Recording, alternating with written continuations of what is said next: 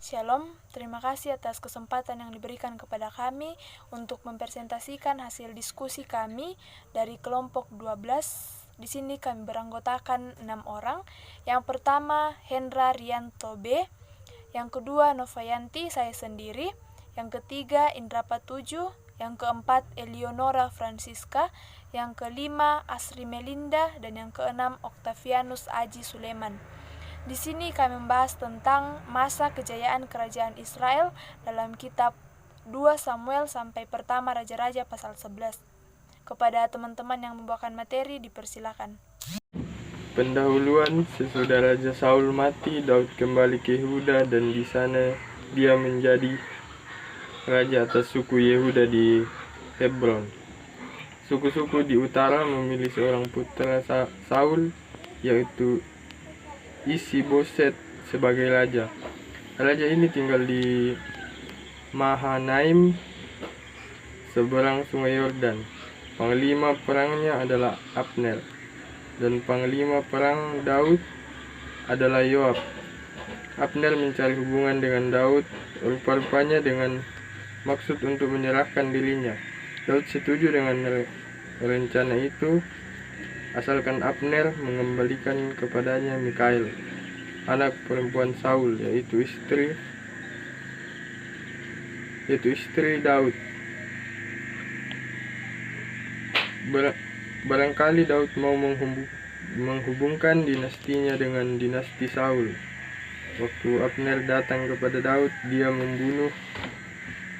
dibunuh oleh Yoab, dan sesudah itu juga Isi-Boset dibunuh.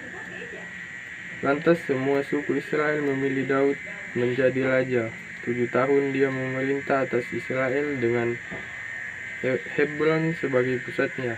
Dia memperoleh beberapa anak laki-laki, dan yang paling terkenal adalah Amnon, Absalom, dan Adonai. Pada mulanya kitab raja-raja ini hanyalah satu kitab saja, dari 1 Raja-Raja 1 sampai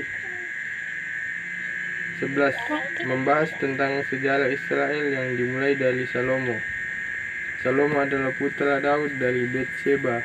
Salomo kawin dengan seorang anak perempuan Firaun yang memberi kepadanya kota Geser di daerah orang Palestin. Pada mulanya kitab Raja-Raja hanyalah satu kitab.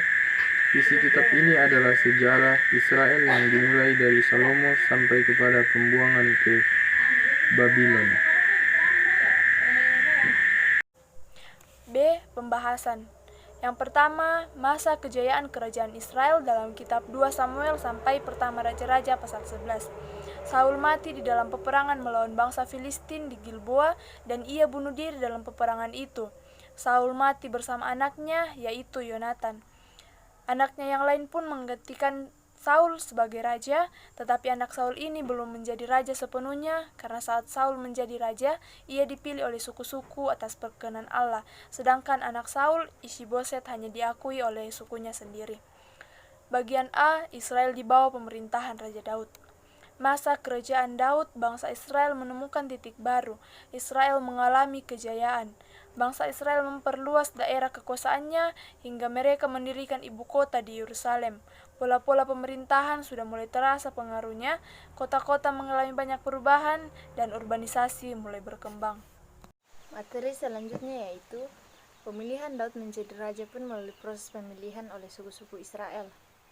Sesudah Saul mati, 10 hukum yang ada di Israel Selatan menunjuk Daud menjadi raja mereka. Berbeda dengan di Israel Utara yang adalah suku Saul, yaitu suku Benyamin, yang awalnya mengaku anak Saul raja mereka, yaitu Ish-Boset dan Isbal. Tetapi akhirnya seluruh suku bersatu mengangkat Daud menjadi raja mereka. Setelah kemenangan Daud atas Isabel, para pemimpin suku Israel Utara dan Selatan menerima Daud sebagai raja mereka di Hebron. Hal ini membuat bangsa Filistin terkejut, maka mereka menyusun kekuatan untuk memerangi Israel. Tetapi Daud sudah tanggap akan respon Filistin tersebut. Kekuasaan Filistin dengan cepat direbut oleh Daud. Pada masa awal pemerintahan Daud, ia sibuk dengan usaha konsolidasi untuk memperkuat kedudukannya di seluruh suku Israel. Selama pemerintahan Daud tidak ada di negara lain yang menyerang Israel. Kemudian setelah Daud menjadi raja atas seluruh Israel, Daud mengambil langkah-langkah memperkuat kerajaannya dengan cara yang pertama, keberhasilan militer. Daud mewarisi tentara ketika pemerintahan Saul. Kemudian kerajaan Daud mempunyai 3 jenis tentara, yaitu yang pertama, tentara yang ikut bergerilya atau yang tangguh berperang. Kemudian yang kedua, tentara yang bukan suku Israel. Tentara ini disewa dari orang asing seperti orang Filistin, Kanaan, dan lain-lain. Tentara ini adalah hasil didikan Daud. Kemudian yang ketiga, tentara yang selalu berkumpul di sekitaran kerajaan Saul. Semua daerah mengalami ketakutan terhadap Daud dan bertambah luaslah daerah kekuasaan Daud. Materi selanjutnya akan dilanjutkan oleh teman kelompok saya. Terima kasih. 2. Pembaharuan di bidang agama. Pada masa Daud, hal yang sangat baik ditunjukkan dengan memindahkan tabut perjanjian ke Yerusalem. Dengan hal ini menunjukkan Daud memperkuat kesetiaan Israel terhadap dirinya, karena simbol kebangkitan Israel adalah kemah suci. Tabut perjanjian itu dipindahkan dari Kiryat Yarim dan selama terbuang sejak dikembalikannya dari tanah Filistin. Israel di bawah pemerintahan Salomo. Kerajaan Israel di bawah pemerintahan Salomo mengalami puncak kejayaan. Salomo dikenal sebagai Raja Damai Sejahtera. Salomo adalah seorang yang sangat aktif di bidang perdagangan. Ada 2 jalan raya yang melalui Palestina dipakai untuk perdagangan, yaitu dari Mesopotamia ke Mesir, dan dari Damsyik, dan dari Arabia ke Damsyik. Salomo membeli kuda-kuda dari Asia Kecil dan kemudian menjualnya lagi ke Mesir. Di bidang politik luar negeri, Salomo tidak berperang untuk meluaskan negaranya, dan kesempatan ini dipakai oleh beberapa musuh yang berbahaya. Misalnya Hadad yang pernah melarikan diri kepada Firaun di Mesir karena takut kepada Daud. Sekarang dia pulang ke tanah Edom. Tetapi Salomo tidak berbuat sesuatu melawan dia. Yang hanya dibuat oleh Salomo ialah melindungi jalan raya yang ke Laut Merah atau Laut Teberau.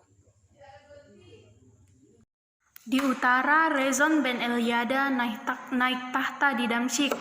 Orang ini merupakan bahaya bagi Israel. Namun Salomo tidak berbuat sesuatu kepadanya.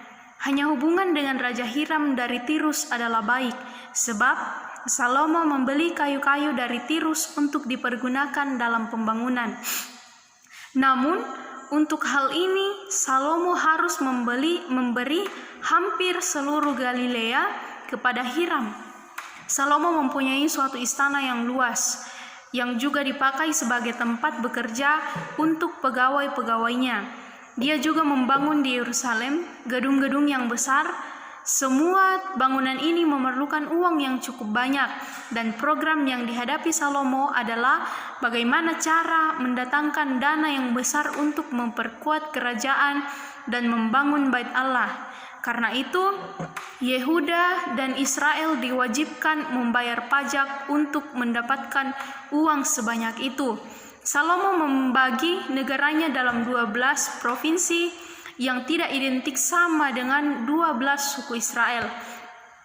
Gedung yang paling penting yang dibangun oleh Salomo ialah Bait Allah. Pada masanya dibangun Bait Allah yang menjadi simbol keagamaan Israel.